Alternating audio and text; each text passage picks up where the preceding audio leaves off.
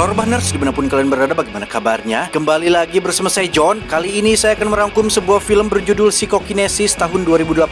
Akan menceritakan tentang seorang bapak-bapak yang tak sengaja terpapar radiasi energi asing sehingga membuatnya memiliki semacam kemampuan seperti Jean Grey di film X-Men. Penasaran? Langsung saja pasang handsfree, simetriskan prosesor bahat, kencangkan celana dalam, selamat menonton dan cekicrot.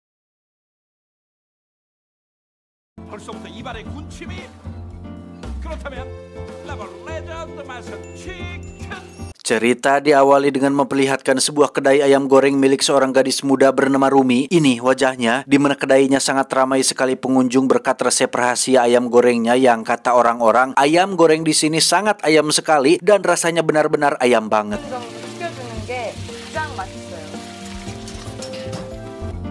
그렇다면 이 군침이 좔좔 흐르는 Dalam satu wawancara untuk acara kuliner di televisi, Rumi dan sang ibu pun menceritakan awal muawal mereka berdua mendirikan kedai ini adalah ketika Rumi berusia 10 tahun, sang ayah meninggalkan mereka berdua tanpa sebab yang pasti, di mana hal itulah yang menjadi motivasi utama Rumi dan sang ibu untuk berjuang demi bertahan hidup dari kerasnya ekonomi yang sulit dan BBM yang naik saat ini. 그때부터 엄마가 아버지께서 갑자기 집을 나가셨어요. 엄마가 고생이 되게 많으셨죠.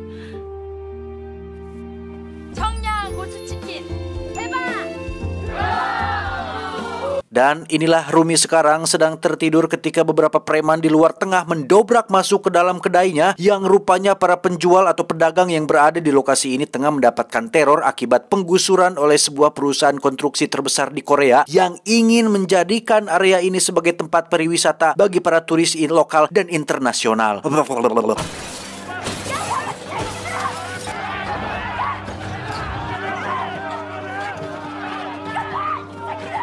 Tak lama, muncullah sang ibu yang baru pulang di mana beliau langsung menancap gas untuk membubarkan para preman tersebut, akan tetapi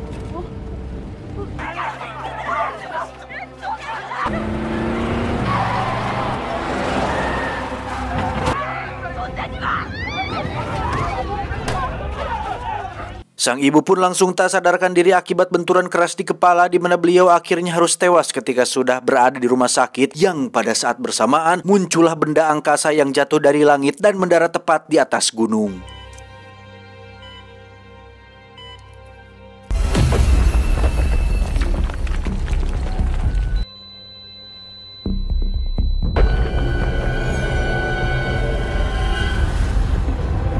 Dan ya, radiasi dari benda asing itu pun tak sengaja masuk ke dalam air yang diminum oleh seorang bapak-bapak, di mana beliau ternyata adalah ayah kandung dari Rumi yang sejak usia 10 tahun sudah meninggalkan mereka berdua.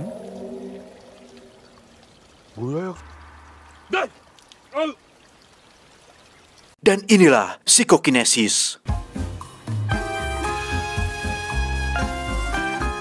Beliau bernama Shin Suk-hun, kita panggil saja Shin, seorang om-om pertengahan umur yang bekerja sebagai seorang security di sebuah gedung perkantoran, di mana Shin ini hanya hidup sendirian setelah meninggalkan istri dan Rumi anaknya.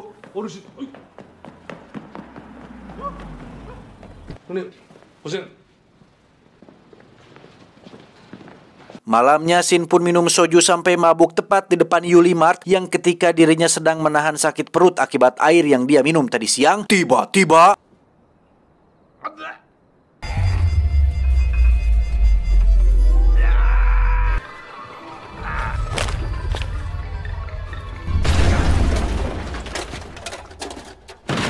tiba di kontrakan dengan mata yang masih beler, Shin hendak menyalakan sebatang rokok yang ketika korek apinya berjarak beberapa sentimeter dari tangannya, Shin pun berusaha untuk menggapainya, tetapi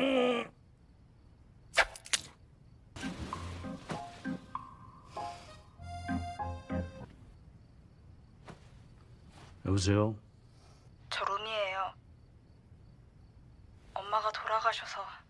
untuk pertama kalinya selama beberapa tahun terakhir, Shin akhirnya bertemu dengan Rumi saat mantan istrinya sudah meninggal dunia, yang ketika dalam suasana duka ini muncullah para preman tadi malam bersama dengan gegedug alias bos mereka bernama, kita panggil saja si bos preman berdasi ini, pebenguknya yang datang ke sini untuk mengucapkan bela sungkawa sekaligus memberikan sejumlah uang sebagai permohonan maaf yang niat tersebut langsung ditolak mentah-mentah oleh Rumi dan semua rekannya.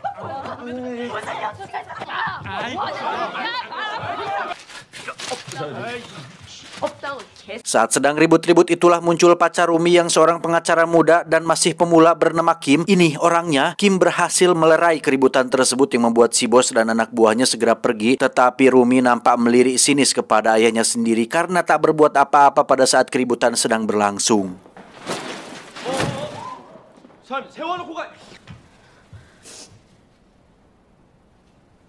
Dalam perjalanan pulang itulah Sin menjadi kepikiran dengan sikap dan tatapan sinis Rumi kepadanya, yang mana Sin sebenarnya sadar betul jika itu terjadi akibat dirinya sendiri yang meninggalkan mereka berdua sejak lama. Tetapi yang Rumi tidak tahu adalah ada alasan kuat kenapa Sin meninggalkan keluarganya, yang alasan tersebut belum sempat dia jelaskan kepada putrinya sendiri.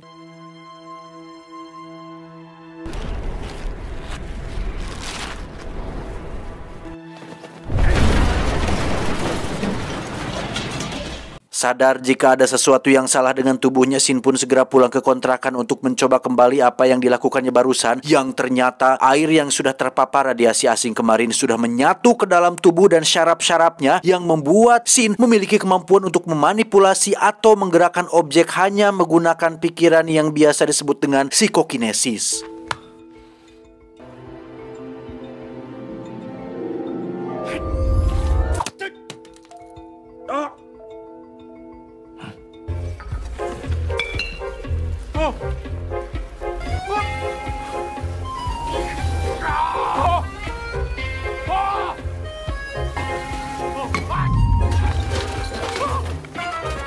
Di tempat kerja, Sin pun bertanya kepada rekannya mengenai penghasilan seorang pesulap apakah besar atau tidak, di mana si rekan menjawab bahwa tentu saja penghasilan seorang pesulap jauh lebih besar daripada gaji sebulan seorang satpam, yang ternyata Sin berniat untuk meraup cuan sebanyak-banyaknya dengan cara menjadi seorang pesulap, mentalis, ilusionis, masinis, dan dunia tipu-tipu lainnya.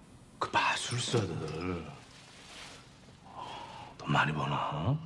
반무대 그 차력쇼 같은 것만 해도 하룻밤에 몇백은 받는다는데. 몇 번 안 하고 1,000만 원 넘게 번다고?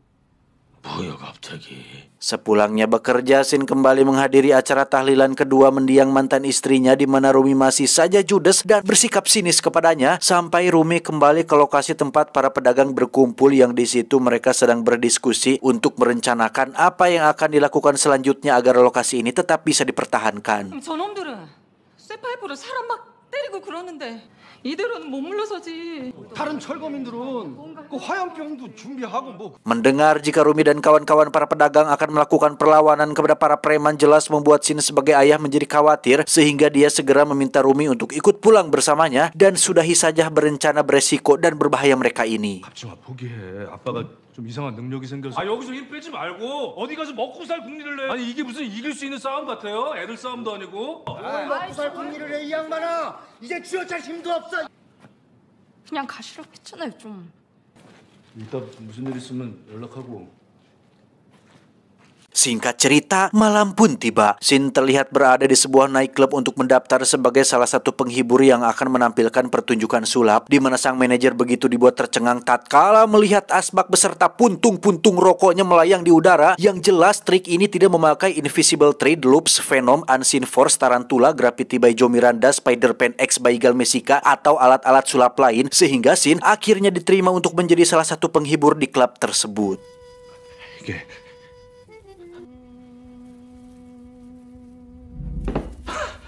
나이트장에서 공연을 좀 해보면.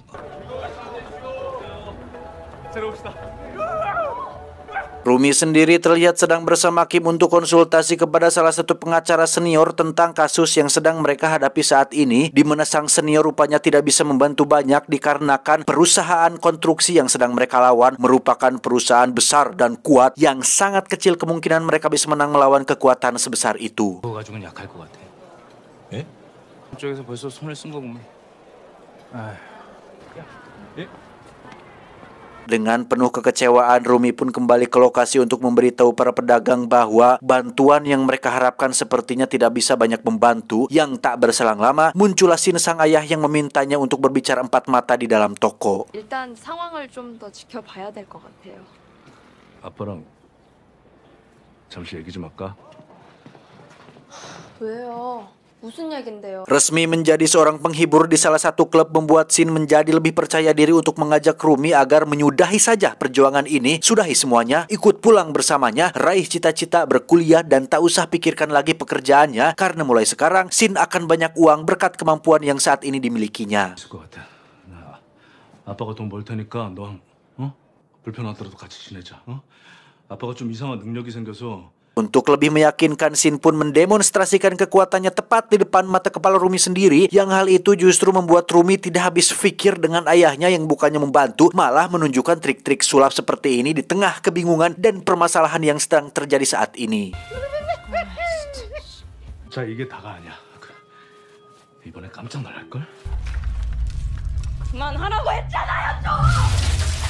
굳이만 해볼 싸움이 있고 아닌 싸움이 있는 거야. 야, 이제 와서 아빠 노릇하려고 하지 마세요. 역겨우니까. Dengan raut wajah sedih, Shin pun pulang sambil teringat saat-saat dia pergi meninggalkan Rumi waktu masih kecil, dan memang sepantasnya dia diperlakukan seperti ini karena memang dulu dia yang mulai dan tak bertanggung jawab atas anak dan istrinya sendiri.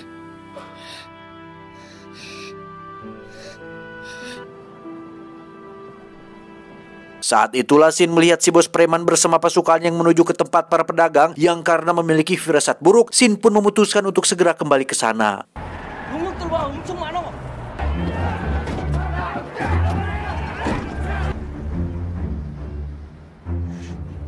Dan ya, benar saja para preman ini memakai kekerasan untuk mengusir para pedagang dari tempat ini, yang ketika Shin sudah tiba di sana, dia pun menggunakan kekuatannya untuk menumbangkan satu persatu preman, bahkan semuanya sekaligus dalam waktu yang bersamaan.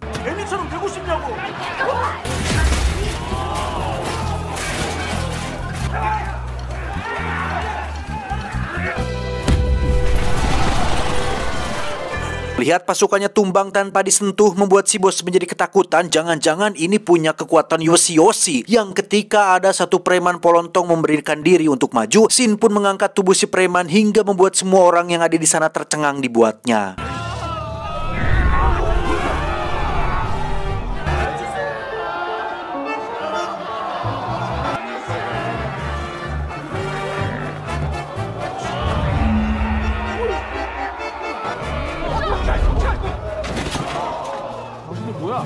Ya, kedua belah pihak akhirnya dibawa ke kantor polisi yang di hadapan seorang petugas. Rumi dan si bos terus melakukan pembelaan masing-masing, yang pada akhirnya kedua belah pihak dipersilahkan untuk pulang karena tidak ditemukan adanya indikasi kekerasan dan tindakan yang melanggar hukum dari keduanya. 봤죠? 이 아저씨가 이렇게 해가지고 어디서 개수작이야? 개수작! 그러니까 쌍방가실로 하고. 왜 쌍방가시를 왜 해? 이제 루미 아버지만 있으면은 걱정할 거 없는 거 아니에요? 당연하지. Berkat dukungan dari para pedagang membuat Shin kembali menggunakan kekuatannya untuk mendirikan benteng dari barang-barang yang ada di sekitar, yang karena Shin belum melatih dan belum sepenuhnya menguasai potensi kekuatan tersebut, dia harus menggerakkan dan menggeolkan tubuhnya lebih atraktif hanya untuk mengendalikan benda-benda kecil seperti pada adegan berikut.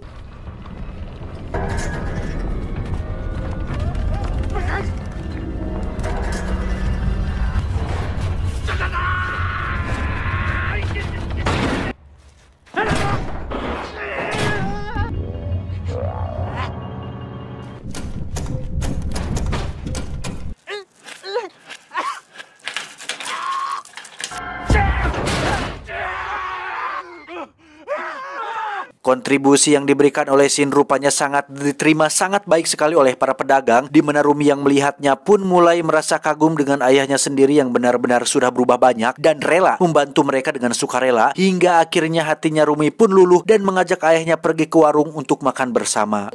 멀리까지 와주셔서 너무 감사드립니다. 네, 힘내세요. 저렇게 조그만 데 인터뷰하는 게 뭐. 해야 되잖아, 김 변호사가. 네. 루미야, 너 아버지하고 같이 가서 저 밥 먹. 저기 가까운데 국밥집 있으니까 먹고 와요.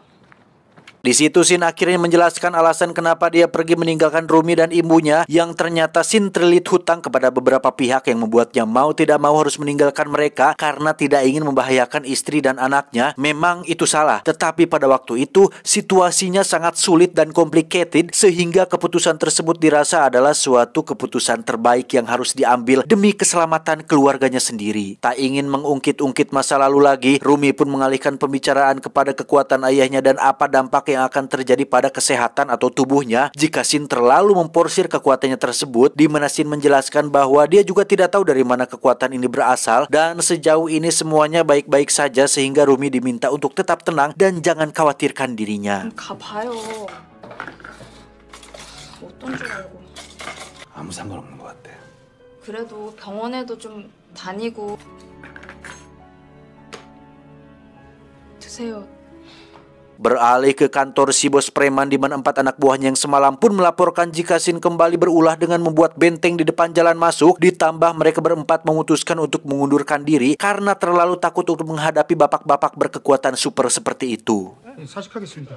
우리가 다 같이 힘을 모아가지고 저희 천벌 받을 것 같아요. Tak lama si bos pun mendapat telepon dari perusahaan konstruksi yang memintanya untuk mendatangi kantor gedung perusahaan mereka, yang pada saat sudah sampai di sana, si bos dan 1 ajudan pun sangat excited bisa berada di sini dan diundang langsung untuk bertemu dengan sang pemilik perusahaan ini. 그만 형이 자주 데리고 올게 그랬는데. Dan inilah Direktur Hong, sang pemilik perusahaan yang ternyata seorang wanita muda yang sangat cantik dan tipe saya sekali sebenarnya. Beliau nampak senang akhirnya bertemu langsung dengan bawahannya yang selama ini mengurusi permasalahan-permasalahan di lapangan. Akan tetapi si direktur memanggil beberapa bodyguardnya untuk masuk ke dalam dan 할 건 하고 일 얘기는 해야죠. 네, 맞습니다.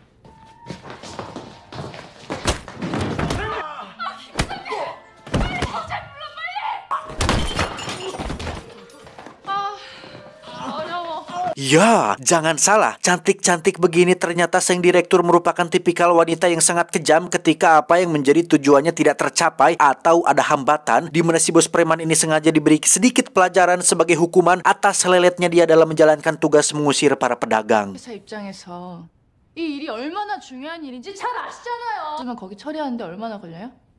하루면 될 거 같아. Direktur sudah membaca laporan tentang kemunculan sosok bapak-bapak superhero yang menjadi hambatan utama proyek ini, di mana beliau juga sudah merancang sebuah rencana jahat untuk mengalahkan Sin dengan cara uang dan kekuasaannya untuk memanipulasi keadaan dan media sosial. 제가 진짜 잘못했습니다. 진짜. 그게 뭐가 문제라고요? 예전에 한번 루미 어머니를 저희가 조금 잘못해가지고 이렇게 또 뭐? 저요 그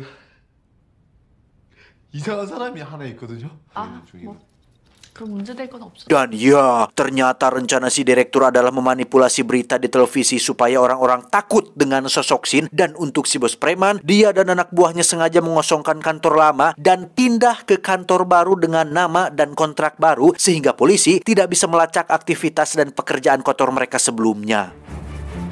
그런 다음에 법인을 새로 빨리 내세요. 이 철거민이 사용한 무기를 가만히 보면요, 예? 남한 사이에 깊이 침투해가지고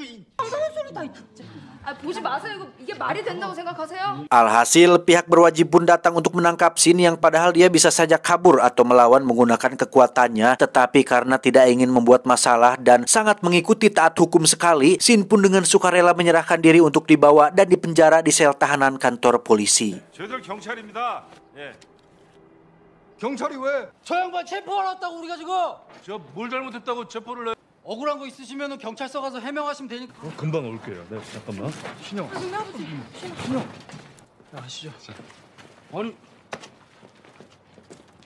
Tak diduga, muncullah si direktur yang datang untuk menemui Sin, yang mana tujuannya datang ke sini adalah untuk mengintimidasinya supaya tidak berani lagi menggunakan kekuatannya dan mengancam akan membuat putrinya menderita dan ditahan apabila Sin berani kabur dari penjara dan melakukan hal-hal yang tidak terduga. 왜 쓸데없는데 그런 재능을 썩 키고 계세요? 당신 딸 아마 오늘 구속될 거예요.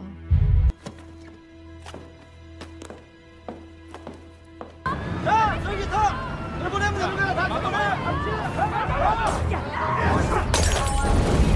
Ya, terjadi bentrok besar-besaran antar pedagang dan para petugas, di mana situasi kacau tersebut masuk ke dalam berita utama yang membuat Shin harus mengambil ponsel salah satu petugas untuk melihat secara jelas kondisi di sana. Sebagai seorang ayah yang sudah lama tidak bertanggung jawab dan tidak pernah sekalipun memperhatikan anak perempuannya, membuat Shin menjadi sangat emosi yang ketika tak ada jalan lain untuk menghentikan hal ini, Shin pun memutuskan untuk melakukan sesuatu dan...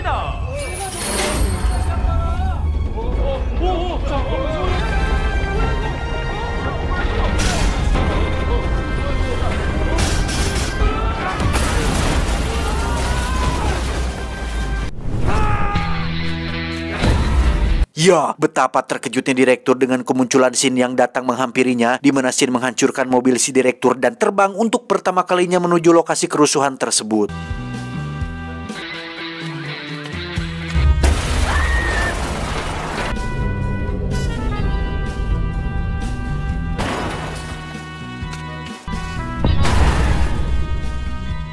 Sama seperti Hancock dan Superman yang baru pertama kali belajar terbang, Shin agak kesulitan untuk terbang dengan stabil sehingga dia memilih untuk luncatan meskipun itu harus menghancurkan fasilitas umum dan mobil-mobil yang ada di jalanan.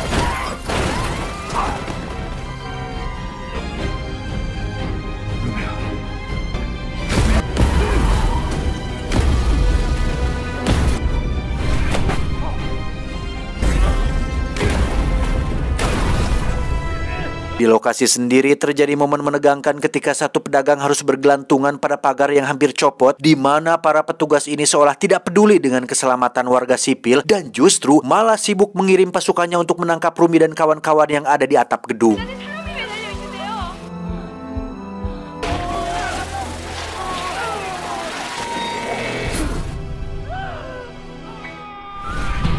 Ya, Shin berhasil menyelamatkan si pedagang, lantas dia pun terbang menuju ke atas gedung, tetapi...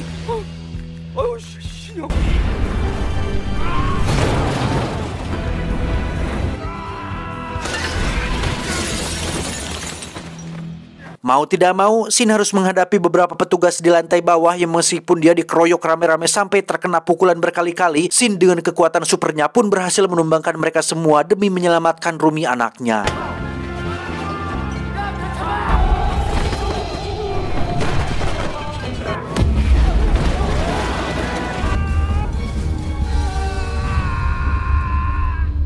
Dan sangat disayangkan Rumi berhasil tertangkap oleh beberapa petugas yang ada di dalam kontainer, di mana saat Shin sampai di atas, dia langsung diserbu oleh puluhan petugas yang membuatnya lagi-lagi harus dihajar habis-habisan meski pada akhirnya dia berhasil menumbangkan mereka semua.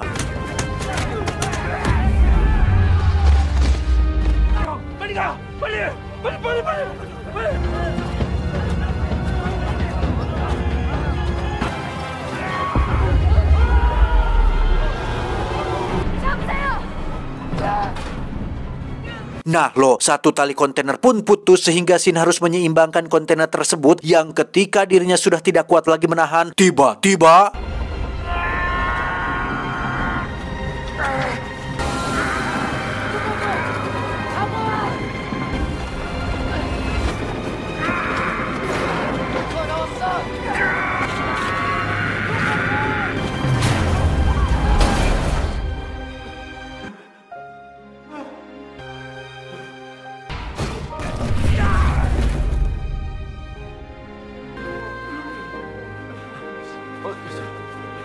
Setelah Rumi berhasil selamat, Shin pun turun ke bawah untuk menemui si bos preman dan para petugas, di mana Shin langsung membogem si bos hingga tak sadarkan diri. Barulah dia menjulurkan kedua tangannya untuk diborgol sebagai bukti bahwa dirinya taat hukum dan aturan yang berlaku sesuai dengan undang-undang pemerintahan keadilan dan sosial bagi seluruh rakyat Korea.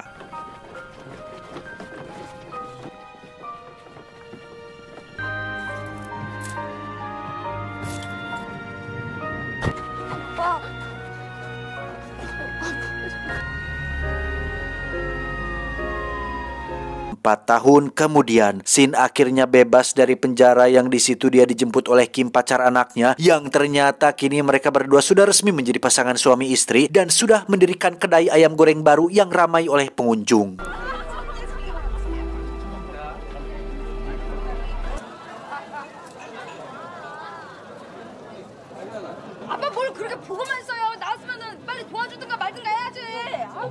Setelah 4 tahun lamanya, Shin untuk pertama kalinya mencoba kembali kekuatannya untuk mengangkat beberapa botol bir sekaligus untuk menghibur para pengunjung, yang sampai akhir film pun tidak diceritakan dari mana asal meteor atau energi itu berasal dan apa penjelasan kenapa energi tersebut bisa membuat seseorang menjadi punya kekuatan super seperti si Shin ini. Entahlah, hanya Teh Yuli yang tahu.